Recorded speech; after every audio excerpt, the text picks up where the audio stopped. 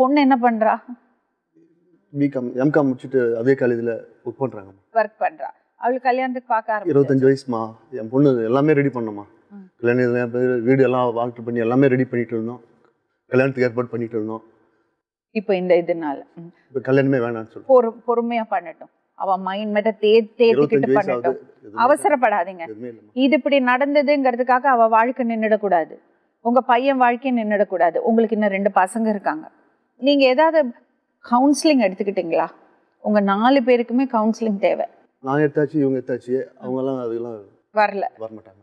தாங்க முடியாதுதான். அம்மா எனக்கு புரியுதுமா, உங்க கஷ்டம் எனக்கு புரியுது. ஆனா நீங்க செஞ்ச தவறு என்னதுன்னு உங்களுக்கு புரியுதாம்மா? நீங்க அவரோட தாய் மாமாவா?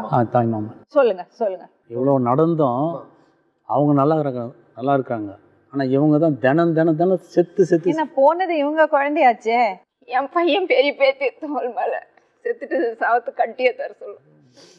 தோல் மேலேயே போட்டு வச்சிருந்தேன். அப்புறமேட்டு நடக்கல.